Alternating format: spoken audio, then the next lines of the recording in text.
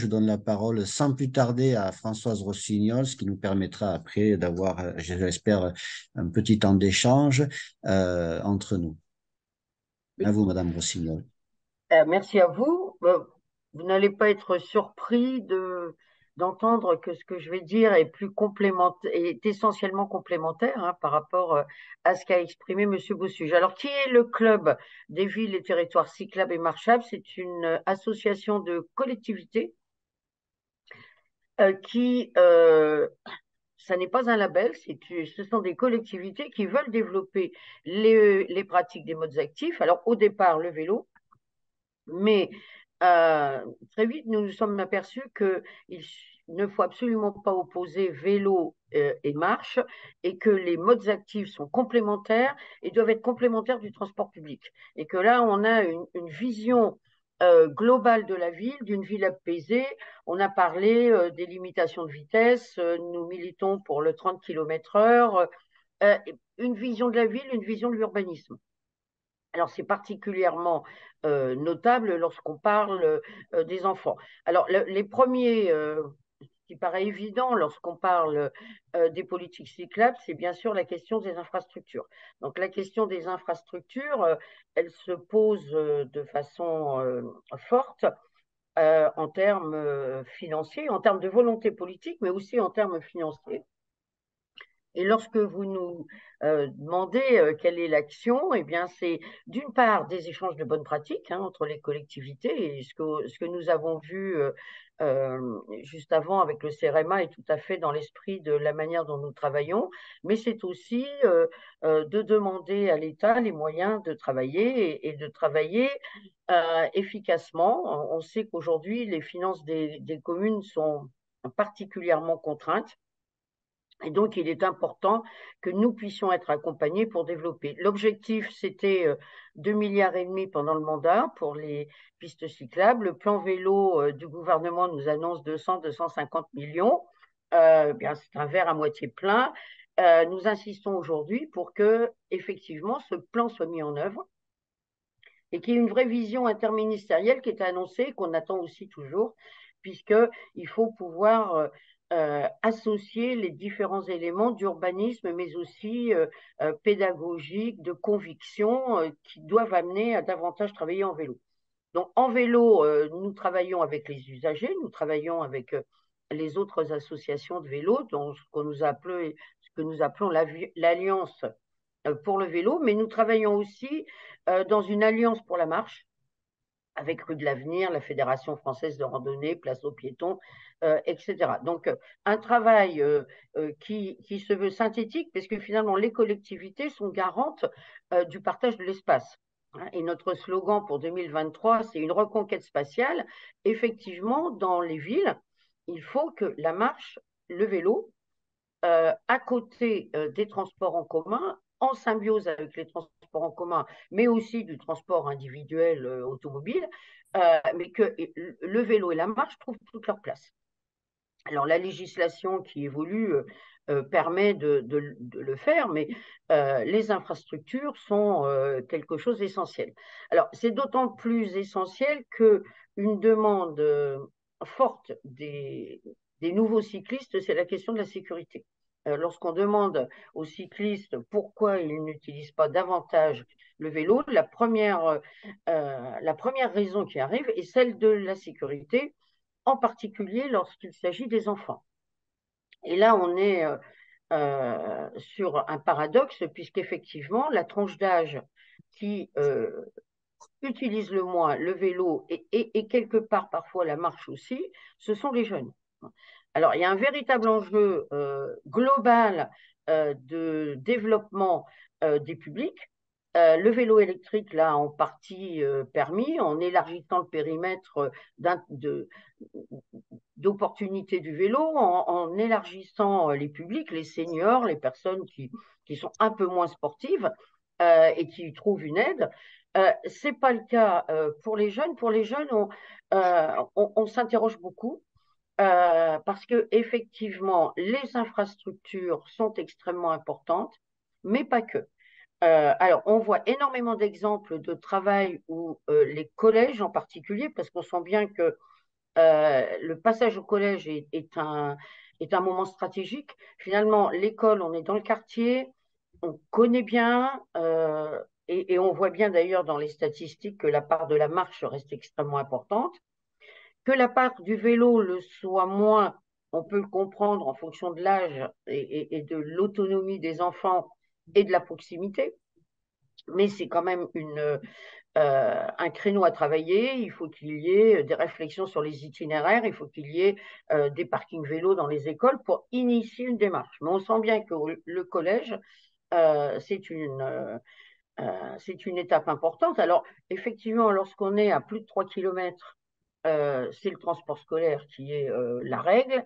Les problématiques sont plutôt de comment rejoint-on euh, de façon sécurisée l'arrêt de bus ou la gare. Et là, on est vraiment sur une réflexion en termes d'intermodalité. Dans les secteurs plus urbains, périurbains souvent, eh bien, on est sur des transports spécifiques. Aujourd'hui, avec une difficulté particulière, puisque l'obligation d'être assis avec une ceinture fait que un certain nombre de collectivités sont amenées à supprimer ces transports de moins de 3 kilomètres pour des raisons économiques, d'absence de matériel et d'absence de conducteurs. Donc là, on cumule un petit peu les difficultés et donc, on pourrait se dire, bah, la solution, c'est le vélo et la marche. On est à moins de 3 kilomètres, le vélo, et on est pile dans le, les distances idéales. Et en fait, on voit une très, très grande réticence des familles, même lorsque les équipements sont présents. Alors, les équipements autour des collèges, ça paraît absolument indispensable. On voit que énormément de collectivités ont mis les collèges dans le top de leur priorité pour travailler sur les infrastructures.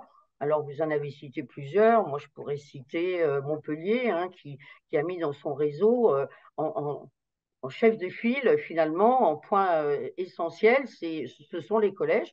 Mais je pourrais citer aussi le département du Pas-de-Calais qui fait une étude pour chacun des collèges sur les itinéraires utilisés, les points noirs à résorber, qui les transmet aux collectivités. Donc, infrastructure, c'est indispensable. Toute la réflexion qui a été montée, je ne vais pas revenir dessus puisqu'on a vu de très beaux exemples qui doivent être travaillés localement avec des partages d'expériences, mais deux écoles ne se ressemblent pas, les situations sont différentes, donc il faut véritablement des projets pensés pour chacune des écoles avec les usagers, mais pensés pour ces écoles. Mais malgré tout, même lorsque les équipements sont là, on ne doit pas augmenter de façon significative le nombre de cyclistes. Et finalement, dans les cas que je citais, on constate un retour à la voiture individuelle. C'est-à-dire, c'était vraiment tout ce qu'on a cherché à éviter. Et donc, les infrastructures sont indispensables, elles sont extrêmement importantes, mais il faut aussi travailler sur l'appropriation finalement du déplacement à vélo les statistiques d'accidents que vous avez données, M. Boussu, je confirme ça. C'est-à-dire que le collège est un lieu inconnu, qui est souvent hors des circuits des familles, inconnu des enfants. Il y a une inquiétude finalement qui entoure le passage à la sixième. Euh, c'est une étape importante. Et finalement, on sent que il est difficile de lâcher ses enfants, je pense encore plus aujourd'hui qu'hier, difficile de lâcher ses enfants, et que là, on devrait avoir une action assez spécifique. Alors, je pense qu'il y a une action qui devrait se développer de façon importante, c'est le savoir rouler. Le savoir rouler maintenant dans les programmes, il devrait être universel. On dit 850 000 élèves devraient être formés. Aujourd'hui, il y en a 1% qui est formé. Donc, pas de savoir rouler sans les collectivités, parce qu'on voit bien que les réglementations qui entourent le savoir rouler font qu'il faut des animateurs qui viennent épauler les enseignants sous la responsabilité des enseignants, mais il faut du matériel, des animateurs pour les épauler. Les collectivités doivent être forcément dans la boucle. Et là aussi, les aides sont complexes pour les collectivités, donc il y a un vrai travail pour acculturer les collectivités au savoir rouler et le rendre plus accessible, plus simple et mieux financé. Hein. Donc là, on a vraiment un travail important à faire dans ce domaine. Donc le savoir rouler, mais au-delà du savoir rouler, c'est travailler ce passage ce passage au collège. Alors, le passage au lycée, c'en est un autre, mais en termes de trajet et de mobilité, c'est assez différent dans la mesure où souvent, pas toujours, mais souvent, les lycées sont davantage situés dans des centres-villes, sur des axes et où les transports urbains réguliers sont importants. Là, il me semble qu'on aurait aussi une action importante à mener euh, à l'âge où on va passer le permis de conduire et où on passe le permis de conduire. Et que ce passage du permis de conduire ne soit pas un abandon des mobilités actives. Parce que finalement, les mobilités actives, hein, c'est bon pour la santé, vous l'avez dit, extrêmement important dans une vie qui est de plus en plus sédentaire, bon pour la santé, bon pour la planète, la décarbonation et économique. Et aujourd'hui, c'est aussi un élément extrêmement important, mais malgré tout, on a une certaine difficulté à transformer l'essai. Je dirais que finalement, tout le monde est d'accord, mais oui, voilà. Et je vous dis, il est intéressant de travailler les infrastructures là où il faut améliorer les infrastructures, mais il me semble qu'il est important aussi de travailler sur là où les infrastructures existent pour étudier comment elles sont utilisées, ce qui amène les jeunes et les familles à adopter euh, ces, ces modes de transport qui étaient finalement les plus courants il y a encore quelques années. Donc voilà, il y a tout un travail finalement complexe. Alors, vous parliez des plans de déplacement scolaire. Euh, il est évident que ils ont quand même un peu de mal à décoller.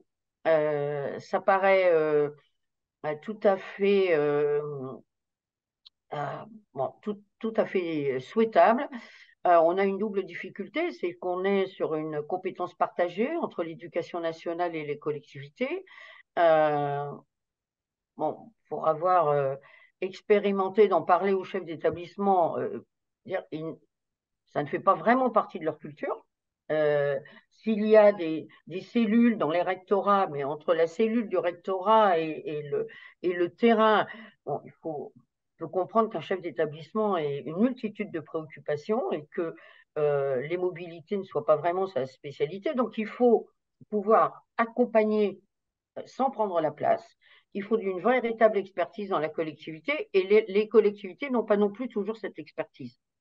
Finalement, on voit bien que les plans de déplacement d'entreprise, souvent, il faut que les collectivités viennent épauler le travail des entreprises. Je pense que c'est encore plus vrai au niveau des établissements scolaires. Et là, on a une vraie difficulté lorsqu'on est dans de très grandes collectivités. Il peut y avoir une équipe dédiée à ce travail. Sur les plus petites collectivités, c'est beaucoup plus difficile. Et il faut avoir une connaissance fine du terrain, du déplacement des jeunes. Je pense qu'il faut aussi avoir une réflexion sur les itinéraires, puisque moi je vois que finalement, les études qui ont été faites dans le département du Pas-de-Calais, qui sont extrêmement intéressantes, mais ont eu tendance à prendre les itinéraires que les enfants ou les jeunes prenaient ou pensaient qu'il fallait qu'ils prennent. Or, parfois, ils les ont fait passer par des carrefours avec des. C'est juste pas possible. Je veux dire, vous n'allez pas lancer un gamin de sixième sur un tourne à gauche dans une trois voies. Bon, jamais. Et donc, il faut trouver d'autres itinéraires.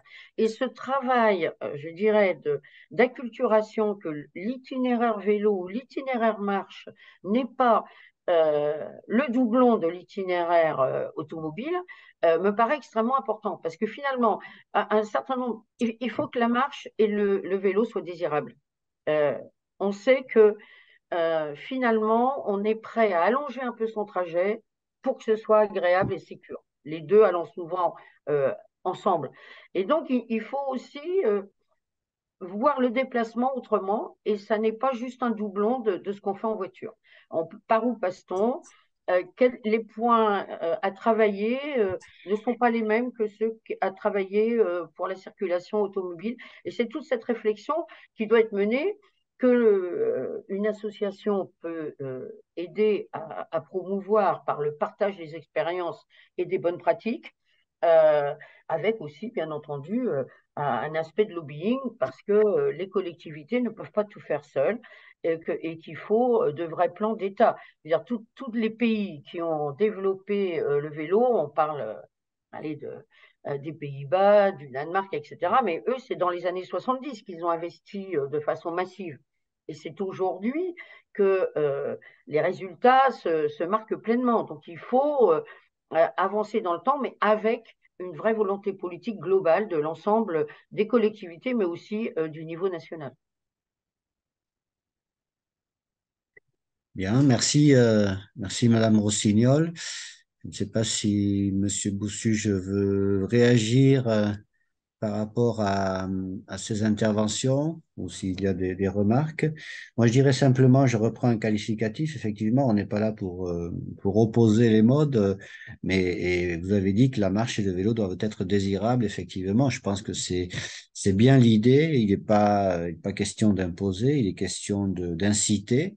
Et vous l'avez dit, hein, aujourd'hui, les parents peuvent être à l'excès parfois, très frileux à l'idée de laisser leurs jeunes enfants, plus ou moins jeunes d'ailleurs, en autonomie sur des zones qui sont notamment rentrées en sixième, pas vraiment connues ou maîtrisées. Donc il y a tout un travail à faire avec les programmes du savoir rouler, avec les programmes des structures associatives. Mais mais voilà, ça va se faire ça va se faire avec de l'implication et avec du désir et une volonté. Mais je pense qu'il y a, moi personnellement, hein, pour le voir, en secteur parisien, il y a quand même un boom du vélo où on voit des familles qui circulent de plus en plus avec des adultes et des enfants. Donc, il y aura peut-être un phénomène générationnel et une courroie de transmission qui va se passer, on l'espère.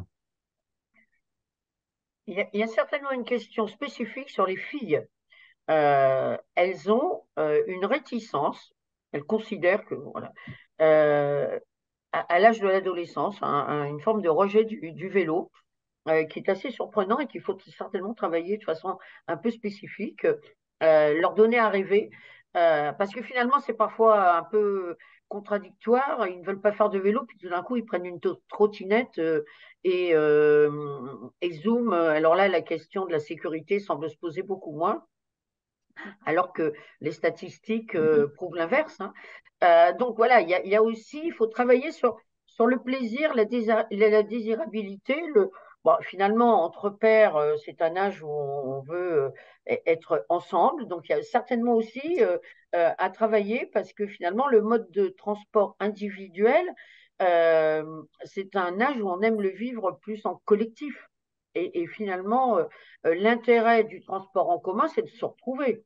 C'est l'un des éléments forts pour les jeunes.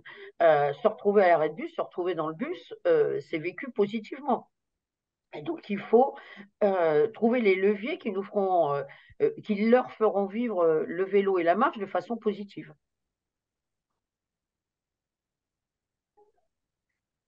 Si je peux rebondir juste justement sur le fait de se retrouver, c'est un des éléments importants dans l'aménagement des abords des établissements scolaires, de retrouver un espace qui devient sympathique. Alors, au niveau des écoles, pour les parents, c'est le premier lieu de sociabilité des parents quand ils arrivent dans une ville, c'est devant l'école.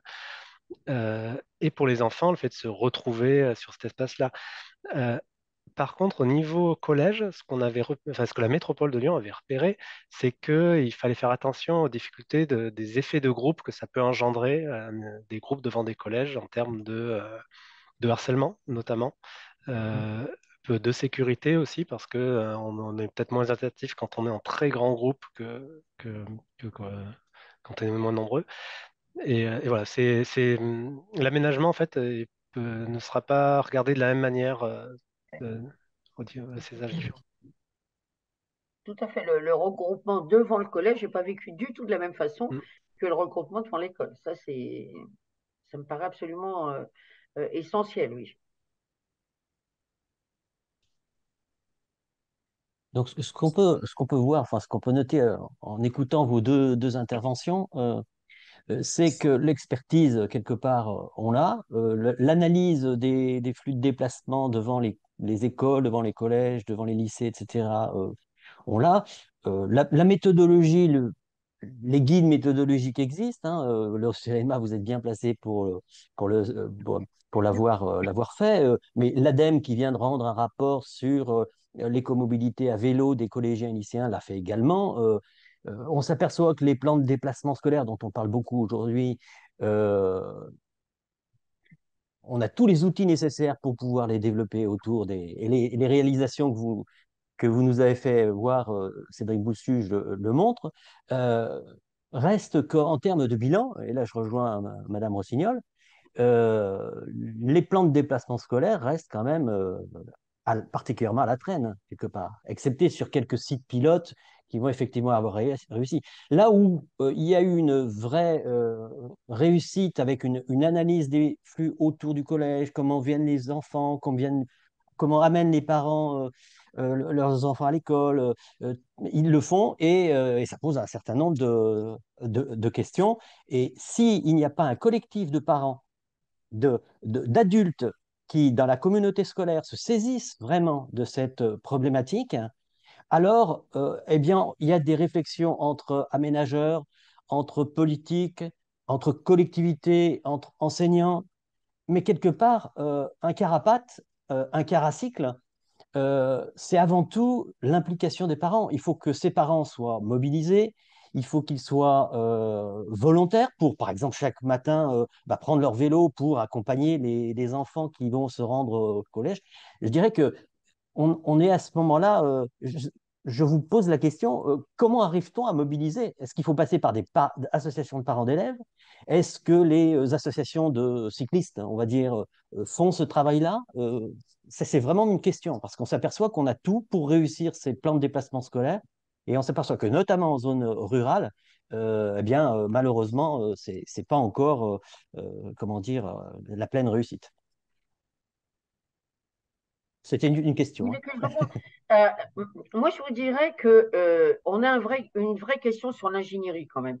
C'est-à-dire qu'il ne suffit pas d'avoir un superbe recueil d'exemples, il faut être capable d'adapter à la situation locale. Alors, et ça, il y a pas de, on ne peut pas procéder par duplicata. Il y a un esprit qui est transmis dans ce type de publication. Il y a une méthode de réflexion, mais de là à transformer finalement un cahier des charges en réalisation, ça demande énormément d'expertise. Or, cette expertise, elle est relativement faible autour du vélo dans nos collectivités. Et plus la collectivité est petite, plus elle est faible parce qu'il n'y a pas les marges de manœuvre financières pour avoir le technicien. Alors, j'ai autant sur le routier, on a des décennies d'expérience, on a des grandes écoles qui ont travaillé sur ces sujets, donc on est les meilleurs constructeurs de ponts et de viaducs peut-être dans le monde, mais la réflexion sur les pistes cyclables, sur les cheminements piétons, on n'a pas atteint le même niveau de maturité. Donc il y a des passionnés partout, qu'il faut avancer les choses. Il y a des études, mais clairement, pour se payer un chargé de mission vélo dans une collectivité, quand on est une toute petite collectivité, c'est très difficile. C'est très difficile. Et donc, il y a cette question d'expertise. Il y a aussi la question d'expertise, c'est un petit peu ce que je disais sur les chefs d'établissement. Ils sont spécialisés, ils sont pas spécialisés en plein de mobilité. Je veux dire, donc il y a un certain nombre de passionnés, mais je pense qu'à partir de ces exemples qui, euh, qui sont fer de lance, qui sont des exemples de bonnes pratiques, il faudrait se poser la question de quelles sont les conditions matérielles qui permettent de démultiplier. Parce qu'effectivement, il y a énormément de collèges ruraux. Il y a énormément et heureusement d'ailleurs, hein, on a un tissu qui est extrêmement bien réparti sur l'ensemble du territoire et il y a des problématiques très spécifiques. Il y a des problématiques très spécifiques. Il y a des réflexions qui sont menées sur des voiries départementales. Alors, il y a bien sûr la piste cyclable à côté de la voirie départementale, mais on sait bien que euh, ça ne sera pas une solution économiquement possible dans les 10 ou 15 prochaines années. Pourtant, il faut que le vélo se développe. Donc, quelles sont les autres possibilités sécures? Il y a une très grande réflexion qui est menée par les intercommunalités des zones peu denses depuis que la loi LOM leur a donné la possibilité de prendre cette compétence. Donc, partout où ils ont pris la compétence, euh, il y a un travail important qui est fait sur les déplacements cyclables et on voit apparaître l'intention de développer des plans marche. Les plans marche en sont encore souvent embryonnaires, mais il y a de plus en plus une prise de conscience et une volonté. Mais le travail reste à faire. Et puis après, je pense qu'il y a une vraie expertise à acquérir sur la conduite du changement, parce que effectivement, on est sur cette problématique. Il ne suffit pas d'être convaincu que le vélo et la marche, c'est bien, le mettre en pratique. Enfin bon, je veux dire, on est en janvier, donc bon, euh, c'est le phénomène des bonnes résolutions. Phénomène des bonnes résolutions. Bon, donc effectivement, par contre, moi je suis persuadée que quand on a pu l'essayer dans des conditions correctes, euh, c'est un vrai c'est un vrai gain en qualité de vie. Et que donc, on y vient et on convainc. Par exemple, je suis toujours frappée dans ma commune que ce sont souvent les grands-mères qui emmènent leurs petits-enfants à l'école à vélo ou à pied. Euh, Beaucoup plus que les parents, pour des raisons tout à fait évidentes. C'est que ils partent au boulot, etc. Je veux dire, euh, dans ma commune, on a essayé de faire un carapate, hein. On avait plein de retraités qui étaient volontaires. On n'a pas eu d'enfants. Quoi? Mais finalement, à la réflexion, c'est logique. La garderie, elle ouvre à 7h30. On fait le carapate à 8h30. Bah, à 8h30, la majorité des enfants sont arrivés parce que les parents les ont déposés sur le trajet. Et les quelques personnes qui ne travaillent pas finalement, eh ben, elles sont bien contentes de venir à l'école et de se retrouver. Vous l'avez dit, c'est un lieu de convivialité. Parfois, c'est le lieu essentiel de convivialité. Bon, alors que les grands-mères, finalement, quand on leur dit, elles ont le temps, elles viennent, elles prennent le vélo, au début, elles amènent le petit sur le porte-bagages, et puis après, ben, voilà, et souvent, alors les grands-mères ou les grands-pères, hein, et souvent, c'est eux qui nous ont dit, mais il n'y a pas de garage à vélo dans la cour de l'école pour qu'on puisse laisser le vélo. Et à partir de cette demande, eh bien, on progresse. Euh, et, et, mais tout ça, je pense, est vraiment à creuser de manière euh, à avancer. Alors, bien entendu, s'il y a un collectif de parents qui sont motivés, eh ben, il faut s'appuyer sur ce collectif de parents motivés. C'est une évidence. On a des techniques aussi de participation, de travail participatif qui nous permettent aussi de solliciter les associations de parents d'élèves, des amicales laïques, l'ANATEP quand elle est présente sur nos territoires, voilà, et qui peuvent être des ferments aussi de travail dans ces domaines. Donc le monde associatif est important, mais je pense qu'il faut vraiment essayer de prendre en compte tous les leviers possibles pour avancer. Bien. Merci, Madame Rossignol. Je ne sais pas si M. Boussu, je compte réagir ou Eric en complément. Ces lieux devant les écoles ou devant les collèges, c'est souvent des lieux assez compliqués dans la ville. Et pourquoi c'est plus difficile d'agir? Il y a une question de répartition des compétences déjà entre l'espace public et ce qui se passe à l'intérieur des collèges, c'est pas les mêmes acteurs avec les transporteurs publics. Il y a beaucoup de gens à mettre autour de la table, et encore, je cite pas les parents d'élèves, les enseignants et tous les gens qui travaillent dans l'établissement. Et c'est pour ça qu'il y a un intérêt quand on fait des animations devant un collège, devant une école ou dans le cas du PDES, d'avoir tous ces publics-là autour de la table. Il y a même les pouvoirs de police aussi, enfin la police municipale aussi. Il y a beaucoup plus d'acteurs peut-être que dans des rues banales d'un quartier d'habitation ou, voilà, il y a une certaine complexité. Et du coup, je vois deux possibilités d'agir.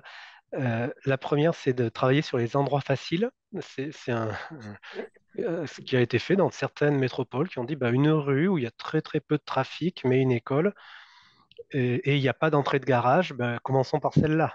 Au moins, on n'aura pas beaucoup de blocage par rapport aux riverains, par rapport aux commerçants. Et, euh, et ensuite, faire effet levier sur d'autres, enfin montrer que ça fonctionne et puis aller progressivement vers des endroits plus compliqués. Un autre aspect, c'est le côté animation et l'aspect transitoire. Donc, c'est pour ça que j'ai cité tout à l'heure Rue de l'Avenir, qui organise des rues aux enfants, rues aux écoles, rues pour tous, devant certaines écoles une fois par an. C'est aussi pour faire de la pédagogie, pour montrer que peut-être bah, si ça fonctionne un jour par an, ben, on peut se poser la question de est-ce que ça pourrait fonctionner d'autres moments de l'année, et des villes qui testent des aménagements transitoires. Donc, ça a été fait à Lyon, mais il y en a plein. Voilà, beaucoup de villes utilisent cette manière de faire pour tester les choses, voir ce que ça impacte en termes de trafic, justement en termes de lignes de bus, parce que dès qu'il y a une ligne de bus qui passe devant une école, ça devient très compliqué si on a envie de faire bouger les arrêts. Et du coup, ça peut faire créer beaucoup de perturbations. Et donc, il y a cet enjeu-là de voir les publics que ça impacte et de tester. Et ça permet de mobiliser ce que je disais, en fait, aussi les équipes enseignantes, aussi les personnes qui travaillent dans l'établissement. Voilà, Je rebondirais sur ce que vous venez de dire. Je crois que la crise sanitaire nous a vraiment permis euh, de voir l'importance de ce qu'on appelle l'urbanisme tactique, c'est-à-dire essayer, hein, pour être plus concret, la peinture jaune, les plots. Ça peut être mis en place très vite. On peut revenir en arrière. Et donc, ça donne beaucoup plus de force à l'initiative. Testons, voyons, discutons pour évaluer les résultats. Et ça permet d'avancer de façon significativement plus rapide et d'éviter des erreurs aussi. Tout à fait, au niveau des aménagements, effectivement, on a très bien vu avec la crise Covid qu'il y avait des aménagements qui ont été mis en place très rapidement. Et par contre, ce peuvent être parfois des aménagements éphémères qui soient réévalués dans le temps pour notamment en secteur urbain.